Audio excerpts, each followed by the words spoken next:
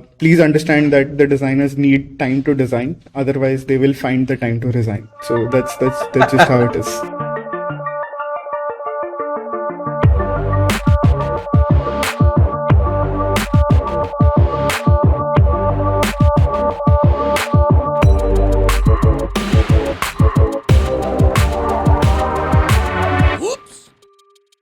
Hey Ravi, I'm very excited to have you here. For everybody who's just tuned in, Ravi is the head of product and design at Upraised, and previously he was heading product and design at Smallcase. He was the AVP. I'm a big fan of Smallcase. I've been an early user since a long time, Ravi. And it's not just me, but my friends and a lot of people in the community who are very impressed by Smallcase overall experience.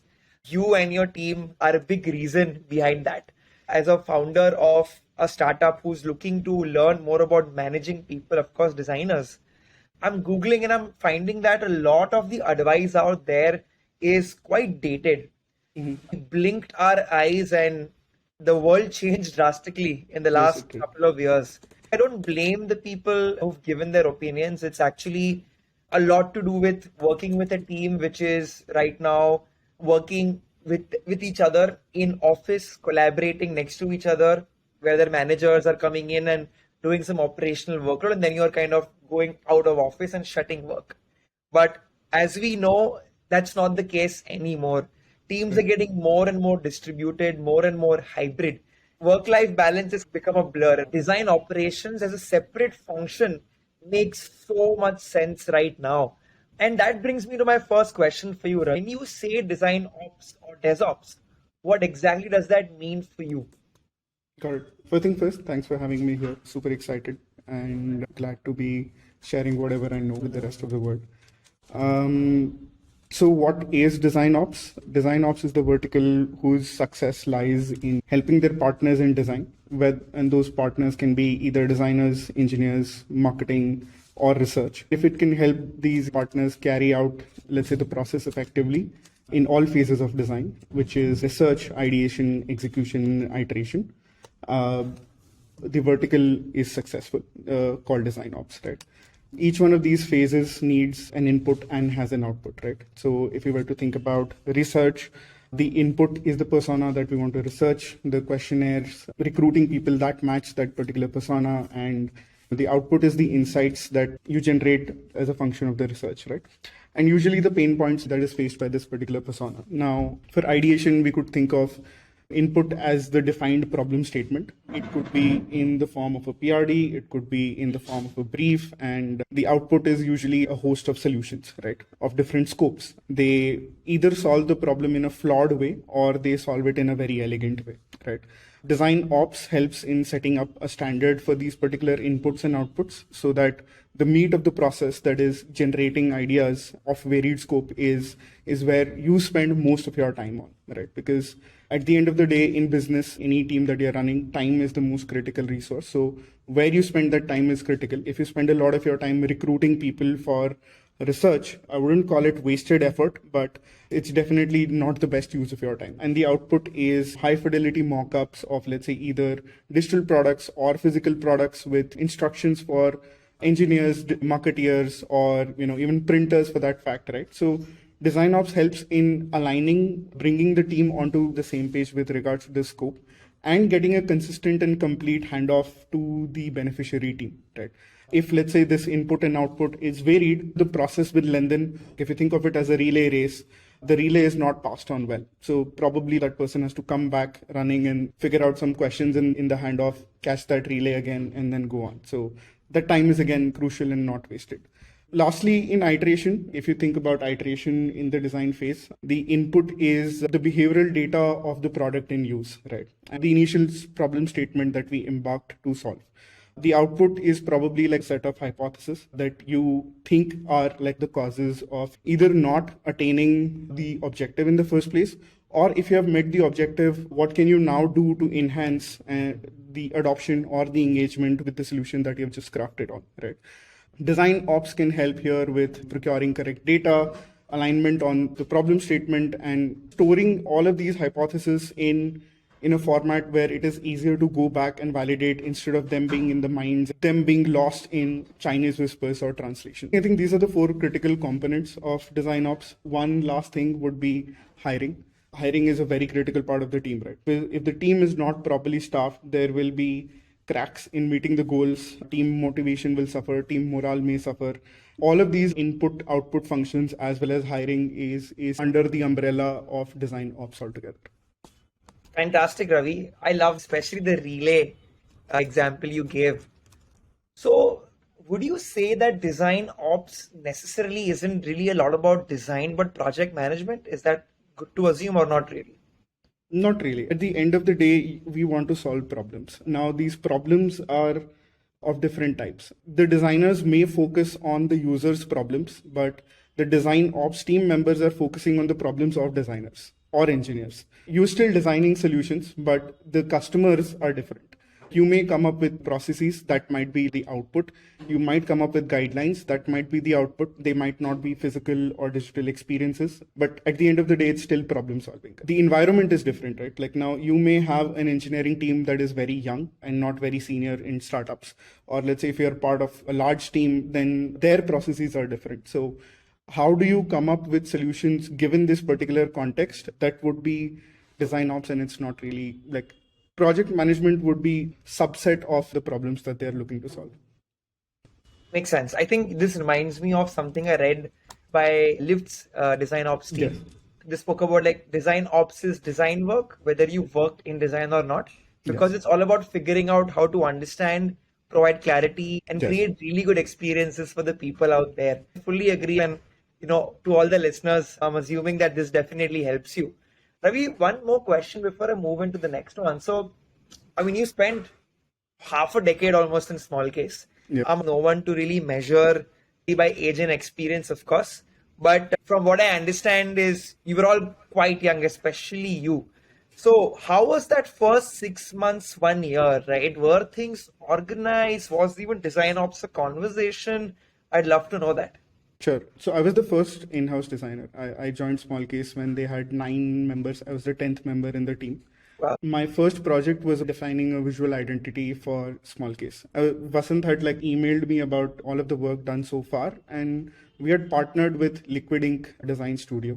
And my first day was actually spent in Liquid Ink Studio's office. Flew to Bangalore, put my bags in my house, and then I rushed to the studio to really understand what is going on.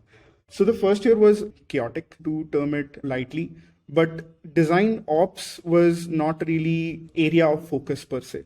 They also had partnered with another agency called Timeless.co. So Timeless was responsible for running the product side of the show till then, and Liquid Ink was on the brand design side of the show. So they already had a first version out there. It was running well. There was appreciation all around. They loved the concept so far. The first year was all about trying to grow the user base, right? Because they already had found a business model. They already had understood what market and user segment they're operating in. We were trying different things, coming up with a native Android app, a screener, and then trying to take on competitors like screener.in. That was very intimidating / interesting because I had zero understanding of the stock markets. I came in to fix my own relationship with money in hopes that I would solve it for a whole bunch of other people out there. So the first year was validating a lot of hypotheses, shipping faster. And in that process, I took a lot of the design ops on my end along with Timeless.co to ensure that, hey, we are able to hand off things better to the engineering team. We hadn't really focused on marketing, at least for the first year. That was out of the picture. But handoffs to the engineering team was one of the core focus areas. I limited myself to that particular area so that I can do some work there. We established a shared language between Android as well as web. So that was great. That was the first time we were coming up with a very complex desktop UI and transforming it into a mobile responsive application that set the tone for mobile website as well. It is what my first year pretty much looked like. A little chaotic while I'm trying to get used to all of the bulls and bears in the market. Awesome. I think a lot of chaos, then probably learning from one of my Yes. favorite designers, Rangnath, and a big focus on handoff, I think sums it up pretty well. This reminds me of something I read about. I don't know if you know about Muhammed Salim. Yes, I He have. is the director of product design at Deel, which Yeah. has been making big waves. They're a payroll and compliance startup. He mentioned that he was hired to lead design. I was a director of product design. The mission was large. I think all ambitious startups by ambitious founders always come with a very, very ambitious mission, Yes. but we don't have the resources at all, right? What he spoke about was then transitioning from a designer to a talent acquisition manager. I had to do some 1,000 portfolio reviews and hire, Yes. dozens of people. Then Yes. within a few months, transition back into a leader where design operations became a very important part. So design ops formally or informally already exists, right? My question to you is, how do you make it possible with limited resources? Mm, Teams with short bandwidth function and they get this done, someone is always taking the burden of it, right? It's like wearing a thinking hat. Someone has to wear this hat and do it. If they're able to influence the stakeholders enough that I need dedicated time for this, I need dedicated bandwidth for this, that's great. If they don't do it, the fun of crafting experiences and doing design is easily lost out, right?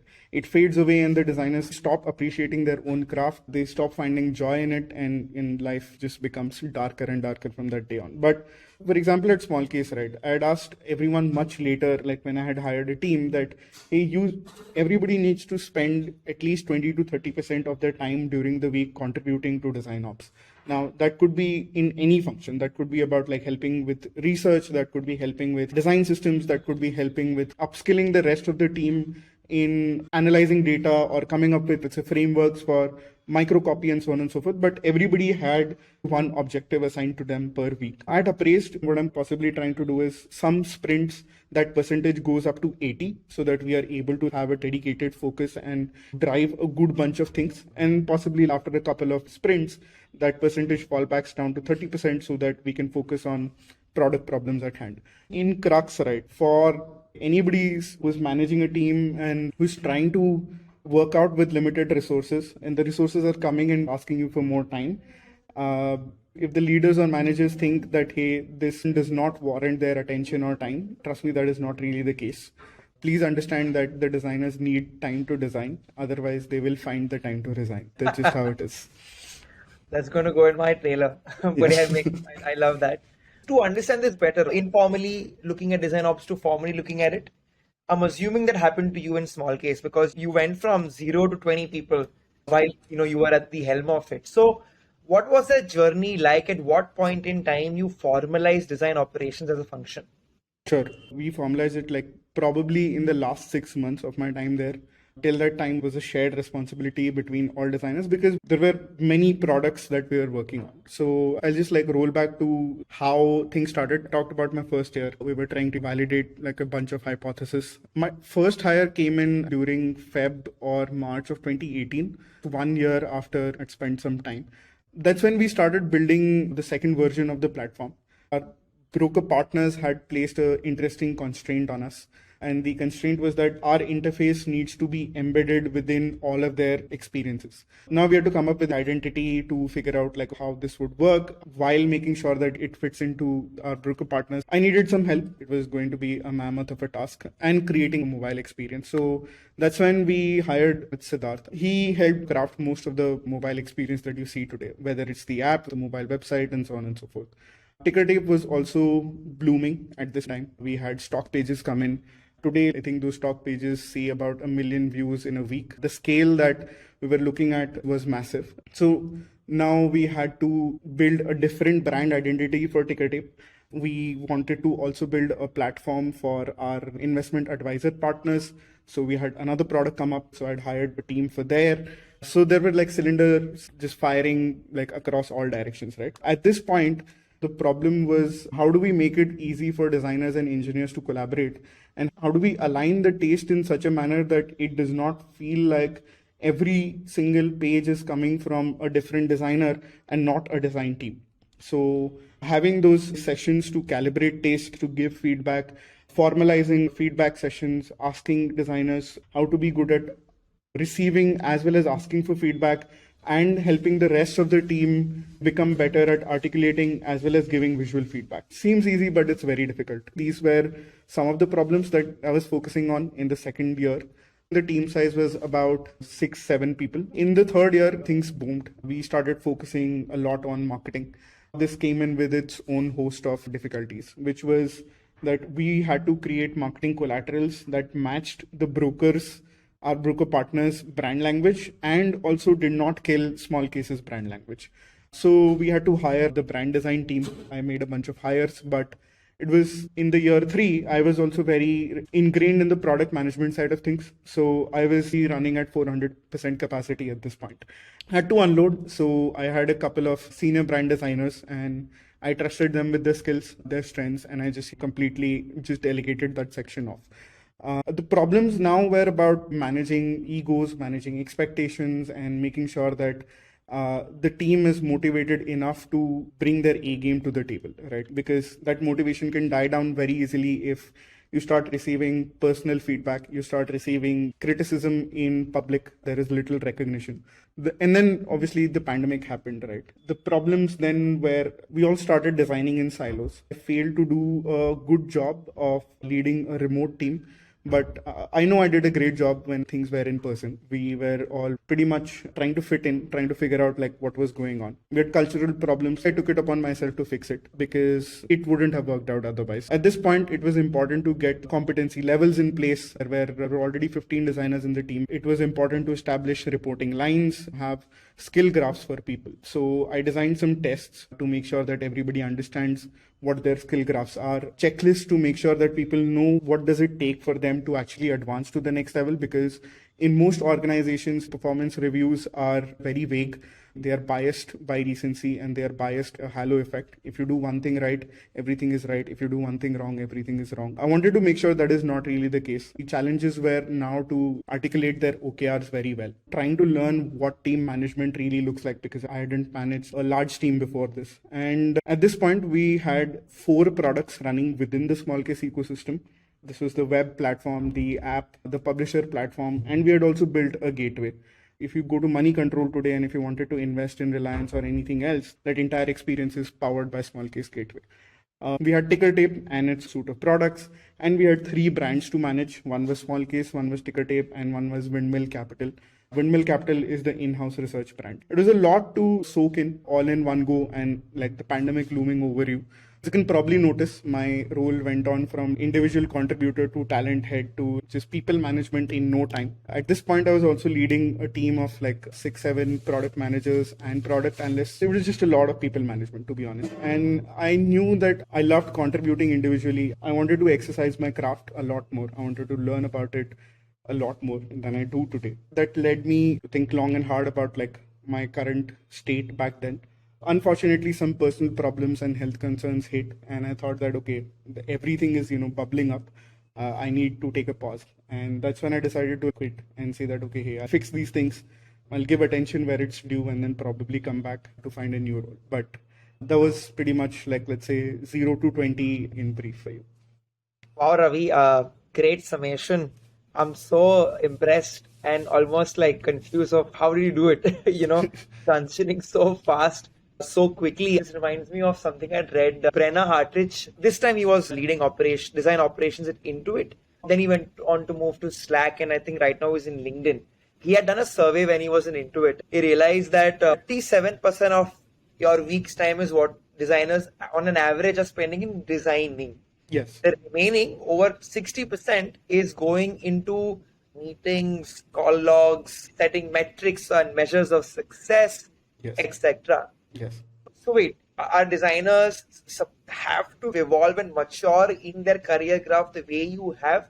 Is that the only way as a creative professional or as a UX UI designer today, I need to know and have to scale up? Because didn't I sign up for design because I love to make experiences and wireframes and UI designs and animations, right? Sure. So I'd love to hear your perspective. Sure thing. Spotify does a great job of articulating this. They have a page called Designing the Band about designing their design team. They mention a Y-shaped career, right? When you start your career, you have to get your hands dirty with both management and the craft side of things. As you rise up the ladder, you can either choose to focus on management or choose to focus on the craft. And if you do choose to focus on the craft, you can probably help mentor people on their craft. That's what your management is pretty much limited to. But if you go on to the management side of things about people management, keeping the team morale up, making sure that, hey, they are well compensated, their efforts are recognized, they get the rewards that they are looking for, designing all these reporting lines and so on and so forth, they just come up. You can switch back and forth. If those switches are very fast, you will lose focus, and it's like having your legs on two boats, right? You won't do justice to either. If you were to focus your attention on one of them, let's say the craft, and you become very good at it in like 6-7 years, and you attain the principal designer position somewhere like Uber, and then you come back and say, now I want to strengthen my team management skills, you may drop down to design manager 2 at Microsoft or Google and probably rise up that ladder all over again. But it's about being humble enough to say that, hey, I am okay going down from a principal designer position to a design manager or a design manager, right?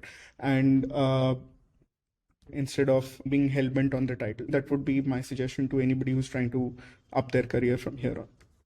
You spoke about Spotify, and that's a good segue for me to talk about some other startups and other companies out there, which I know you for a fact are pretty fond about. So there is Stripe, there is Shopify. Yes. You've been following for some time now. Yes. Any examples or scenarios you'd like to highlight on how these companies are using design operations to actually ship things faster and grow their design function in a smarter manner? Sure thing. If you read about Shopify's illustration system, right? Just take that as an example. I mean, they have a lot of reads on a whole bunch of other things, but their design system is one of the most documented, most well articulated and documented design systems out there.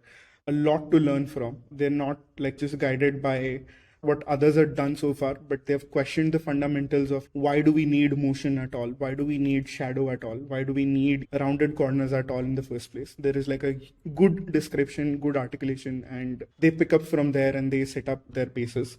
I actually fell in love with two of their pieces. One is about product illustration versus marketing illustration and the kind of processes that they have for both. I didn't know this is how you can approach coming up with illustration systems, right? It shows very well in their another article, which they talk about designing empty states, right? Most people think it's just an empty state. Don't spend a whole bunch of time in it. But the kind of storytelling that comes out within these empty states because of the work that they have done in setting up their product and marketing illustration systems, it's amazing. You just see one character, that tortoise, which is pretty much present in every single empty illustration, but doing a different job. It conveys the story really well. It helps the designers understand that, hey, for most parts, I need a foreground element. I need some background. That story is well set. The guidelines for that are well set. Some elements like a library of magnifying glass, a bookshelf, plants, all of this is created and people don't need to spend time again picking and designing those components. It's about making sure that, hey, you get your composition right, you get your story right. If you have your story right, you can probably build that empty state in no time. But if you do spend some time actually looking at the finesse in those empty states, it's inspiring and spectacular. Fantastic. Even with Smallcase, it's a fairly complex design challenge because you've got multiple products and external brokers who have their own identity and you have to blend that in. Documentation is extremely important. You gave a fantastic example of Shopify. I actually have not seen this. I'm going to definitely see it after our session. Let's say one part of course of DesignOps is I am documenting and doing my bit to educate my team. But then how do you ensure that that's being followed, right? Did you face these challenges or problems where people were wanting to kind of break the norm and try things themselves, and then all the months and sometimes years worth of effort is not being followed? Right. It's a difficult place to be, right? That persona of a design police who at the end of the day is a gatekeeper as to what goes out and what stays in. Having said that, I always wanted the team to make sure that they are exploring. It shouldn't be as such that I'm restricting their creativity. So design systems were always a guideline. They were not rule books, right? You are meant to follow those guidelines to make sure that you don't spend time in reinventing the wheel. But if the context required you to reinvent the wheel, please go ahead and do it. So there were a lot of these contexts that were created because we were designing for experiences within the host of partners' experiences, whether it's a gateway, our own interface in somebody else's interface. So let's say today, if you go to hdfcsecurities.com and if you select basket investing, that entire interface is powered by Smallcase, but it does not really look like it's a different interface compared to HDFC. And if you go to smallcases.edelweiss.com, you'll find that 99% of the things are similar. There is a feeling that, hey, this is Edelweiss's own product. So how we went about doing it was that we identified some universal guidelines, and these applied to things like text, tabs, navigation, and most actions like buttons and links, right? So every white space they played in the grays, but the gray had a hint of Smallcase blue. So all of the text was black, but it had a hint of Smallcase blue. Links were Smallcase blue, but the primary CTAs that you can see, or the headers and the footers, now those could be themed by the brokers to match brand language. So it felt like a white labeled product, very similar to what Medium did with publications. The core of the structure is pretty much the same, but you can theme a few parts and make it feel different. What led us to unify the whole identity was getting the details of illustrations, icons, and product micro copy that was dictated by us. It is not something that we wanted to give off, because if you give off copy to someone else, is the first thing that people interact with, right? So we wanted to make sure that, hey, that is pretty much in like Smallcase's control per se. Now, to tackle the second part of the question, people were encouraged to test the boundaries of the system. This is the structure that more or less exists. You have an overview, an information heavy section, and an action panel. So most of our pages followed that. But if you thought that this warranted a new thought process altogether, please go ahead and do it. Some of those things you will see on ticker tape. For example, Beat the Street has a very different feel to it compared to the rest of the pages. It just came up with social, which is a very different interface compared to what Screener or Stock Pages or MMI has to look at. Sometimes those guidelines are okay to break. Right. But at any given point, I always ask the designer that please make sure that you're keeping a note of usability. Those usability concerns or issues should not spam the support team's inbox, because if that is the case, you have actually failed at the job in the first place. Make sure that does not happen and you are free to explore. Fantastic. The context changes very often, right? Especially for a company. So I think you need to be more flexible there.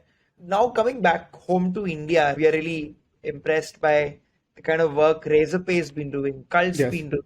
Yes. Urban companies been doing. Yes. Any things you would like to highlight in these brands? Sure. One of my mentors from college, he was one of the early design partners at Razorpay. I know that he will do justice to like wherever he goes. He's Saurabh Soni. The kind of influence Razorpay has in the industry, they wanted to be the Stripe of India, and they clearly are there today. Stripe has inspired them to whole extent in terms of not only the product, but also the processes, the fine lines in their design system. If I recall correctly, after my stint at Smallcase, someone reached out to me to head the design system at Razorpay itself. So just the fact that there is a role which is about the head of a design system says it all. They invest heavily there. They know consistency, like those minute details make or break the game when it comes to customer loyalty and conversions, right? It's just about the level of zoom that you're operating in. You're looking at the consistency of buttons. If they're not consistent on two different pages, what level of security will they really provide? To establish that trust, I think that is required. And they also have a very sound culture in the team to recognize talent, to break the norm whenever it's required. They have a host of products, right? Razorpay X is there, payments is there, subscriptions are there, and so on and so forth. So there is a lot of arena to play on, and different people come in that language. You will see the differences in products a little bit here and there. People find like that joy in seeing their products out. People on Twitter, when people appreciate this particular product, the head goes there and actually comments that, hey, this person worked on it, this person is responsible for it. That keeps the team motivated, their morale is up, and they want to bring their A game to the table every day. I think that's really well done. I'm not very well versed with the inner workings at Cult. All I can say for a fact is both their product design as well as their experiential design, how they've set up the space at Cult is really inspirational. Like I go there and I feel like, okay, I want to do this, right? It's not like your traditional gyms where you are in a state of gray that, okay, hey, should I do this? Should I not do this? It's a great job done. I know about Urban Company. They keep talking about their processes, their hiring design systems a lot.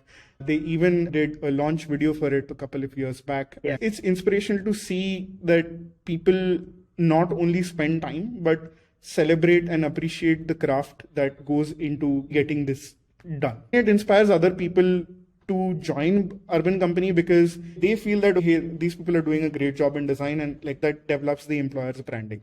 These three companies are like, they're top on my list for doing design good both internally and externally. Yeah, I've been doing recruitment, right? Razorpay was one of the first interactions I had. I believe I spoke to Chetty, and this is like years ago. He was telling me we have a framework and a centralized one, that too, for all creative touchpoints and design touchpoints in our company. And we work across the board, right? So it's not just the best tech product startups. There are a lot of other kind of companies who are all now doing UI UX. And marketing is so different than product and away from tech. And I was surprised. As you said, it shows the amount of care they have, and it comes across as that design is a priority for these companies, which makes it very aspirational for people to join, follow, or collaborate with these people. We are going towards the last few minutes of our podcast, and I wanted to cover the last question now, Ravi. So I've spoken to designers who are young, who've entered a company, overwhelmed, anxious, it's their first week, and things just start to look good, and then they realize there is no central source of truth anywhere, right? Everybody's saying different things. Accessing content is a big problem. Maybe you're replacing somebody and that person's gone away, and with that person, the conversations have also gone away. Sure. What we've been calling, is DesignOops, where you're like, hey, something was really wrong in this company when it came to their design function. Any examples of DesignOops, or maybe more perspectives on what can go really wrong if you don't have a stable DesignOps function? Sure. Apple thought that, hey, Touch Bar would be a great addition, right? And removing MagSafe would be a game changer for them. But we both know that's a design oops. Like, you wanted to make food accessible, but in turn created a choice paralysis for people who now keep hunting for what to order on and on and on. This is another moment of design oops, right? True. You wanted to make cab hailing easier, but now you have put the entire public infrastructure on, and people struggle to get from spot A to spot B. This is design oops. You wanted to delight the audience in Rio de Janeiro with a massive stadium, but you left the neighboring cities with water crisis at best. Big design oops, right? No matter what function you are in, whether you are in design ops, whether you're in design, whether you are in architecture, our choices always have consequences, right? And because we are making those choices on behalf of someone, and whenever you're doing that, you will probably miss out on somebody else, and you won't think about the byproducts. My only advice would be that you are doing something. There are going to be risks, there are going to be mistakes, but just please acknowledge them and correct them in time. Personally, my time at Smallcase and now at Upraised, the design oops are not delegating well. That pushes the entire team into a state where they're looking for, there is like an approval required, or there is check off required, and that does not help the design function properly, right? I think the second level of oops is to over engineer things. And when I was at Smallcase, I was very hell-bent on the implementation details of how an icon should be or how a CTA should be. And much later, when we had all of these different contexts, those decisions came back to bite us. Now we had to refactor. That's a difficult time for engineers, designers, everybody involved. So this time around, I'm not hell-bent on implementation details, but I'm hell-bent on the problem that we want to solve. It's these nuances. And I think the third would be when it comes to hiring, right? There were a few mistakes that I made. We said yes too easily, or didn't set them up for success in their first few weeks, which led to them not getting confident ever in the entire journey, just feeling left out. Whenever you're letting someone go, you need to make sure that they leave with dignity. Those were a few mistakes that I made, and I'm now trying to make sure that when it comes to people operations, clearly know what success looks like. I set them up for small wins in the first week itself, so they have that confidence. I push them to make sure that they present in team meetings and Right. drive their confidence levels up higher and higher. So that those are some learnings from whatever mishaps that I've made over time. Ravi, thank you for being so honest and so articulate. I think this will make for a very engrossing session for anybody out there. My Uh, pleasure. um, Design operations generally has been a discussion a lot of people have been wanting to have, but it always goes on the back burner because of the deadline out there. Yeah. The fact that we are in this new world where work, the way people are being organized is changing drastically. It has to be something which design managers and even executives and founders prioritize and give a budget for it, give it time. Yes. We also have a huge shift, lots of UI UX folks coming into the industry, a lot of designers coming into the industry. Design teams are becoming bigger and bigger. Yes. There's also a lot of distribution, remote working, and freelancers also are a part of a fixed in-house team. I think we're in a very interesting stage right now, is. and the podcast is designed to actually get leaders and folks who have done this, have experienced the good and bad side of it, and hopefully paint a picture on why design ops and why it makes so much sense. So, thank you so much, Ravi. It was a pleasure. Whoops!